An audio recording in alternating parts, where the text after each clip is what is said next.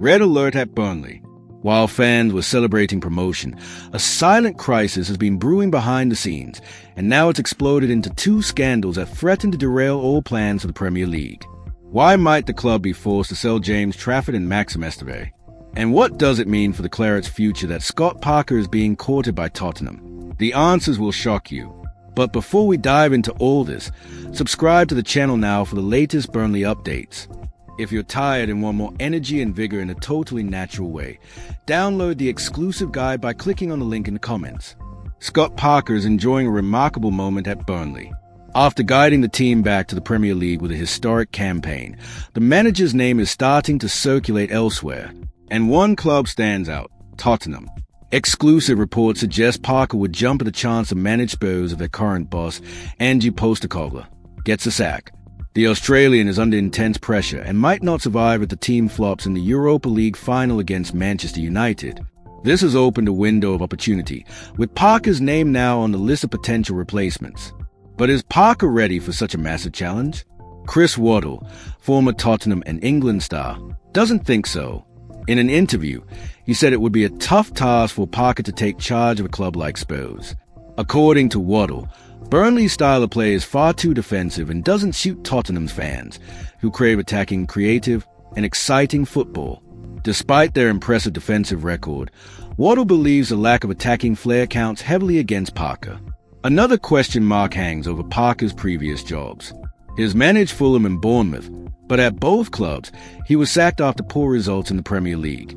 Even with talented players like Mitrovic and Loftus-Cheek at Fulham, he struggled to build competitive teams at the top level. This cast doubt on his ability to manage a club aiming to compete at the top of the table. Success in the Championship doesn't guarantee success in the Premier League, and Parker knows that better than anyone. That said, you can't deny the brilliance of his work at Burnley this season. The team put together a rock-solid campaign, hitting 100 points and showcasing defensive consistency that blew everyone away.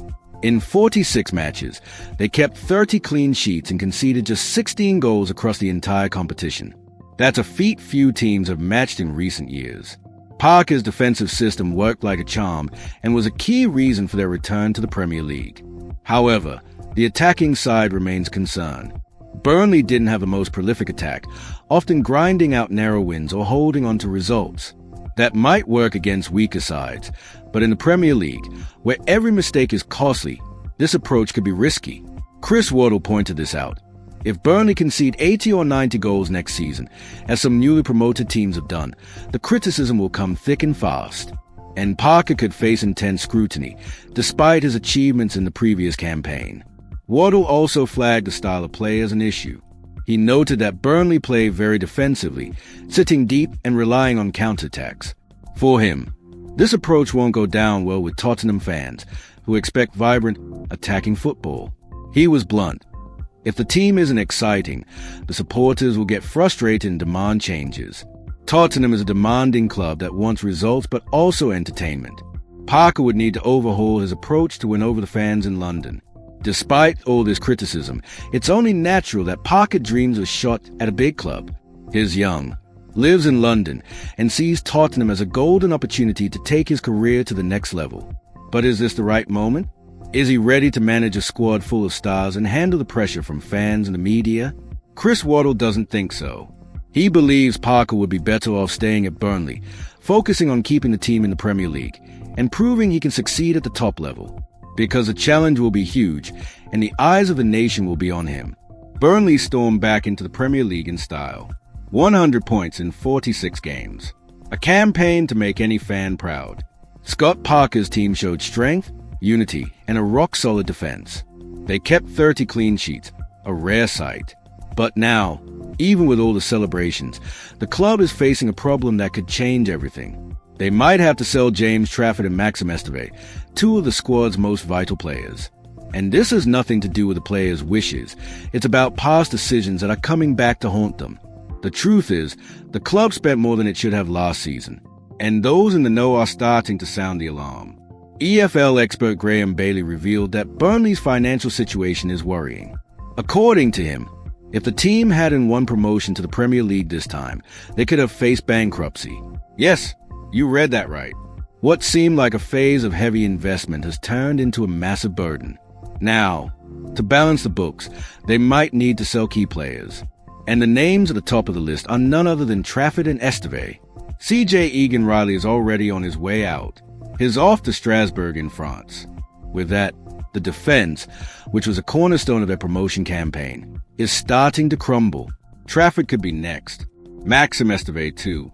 And not because they want to leave, but because the club needs cash. Bailey explained that Burnley is in a right mess. Old debts, poorly negotiated deals, and heavy spending on signings have created a tricky situation. The quickest fix seems to be selling players. But that comes at a steep cost on the pitch. Take Trafford, for instance. He joined Burnley from Manchester City for a hefty fee, £15 million, potentially rising to £19 million with add-ons. Since arriving in July 2023, he's been the undisputed first-choice goalkeeper. His saves have bailed the team out time and again. He's young, talented, and part of England's under-21 setup. No wonder other clubs are circling. For now, he's keeping his head down and ignoring the rumors. But his silence doesn't mean things will stay as they are. If the finances demand it, he might have to pack his bags.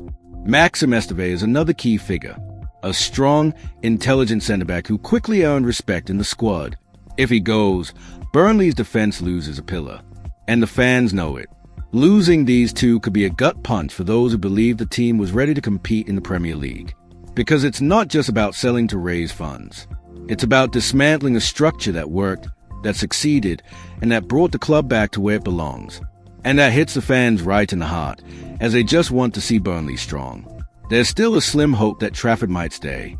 The goalkeeper market is crowded right now, with clubs like Liverpool having options like Cowan Kelleher available. This could ease the pressure on Burnley regarding Trafford. But it all depends on how much other clubs are willing to pay and how much Burnley need to raise. The board is crunching the numbers. Every penny could decide the squad's future. So, the coming days will be tense and full of anticipation at Turf Moor. This is when the fans need to rally behind the team. Despite all the challenges, Burnley is bigger than any crisis. They've been through tough times before and always found a way out. But now, more than ever, they need to learn from past mistakes. Spend responsibly, plan for the future, and keep the core that brought them back to the Premier League. If they don't, history could repeat itself. And no one wants to see Burnley sink again because of bad decisions off the pitch. The Premier League is tough, and every player counts. The fans are right to be worried. Trafford and Esteve are more than just players. They are symbols of Burnley's new era. Losing both at once would be a massive blow. But it's also time to trust that the club will do the right thing. That they'll hold on to who they can and build a competitive team. So, Burnley fans, what do you think? Should the club do everything to keep Scott Parker, or is it time for a change? And what about the potential sales of Trafford and Esteve? Do you approve, or is it a grave mistake? Let US know in the comments if you believe the team can overcome this crisis, or if you're panicking. Don't forget, your opinion is gold to us here at the channel. And hold on, there's another urgent Burnley story for you to check out now. Sean Dyche mocks Scott Parker's boring tag at Burnley and claims fans are in revolt. Click to see all the details right now.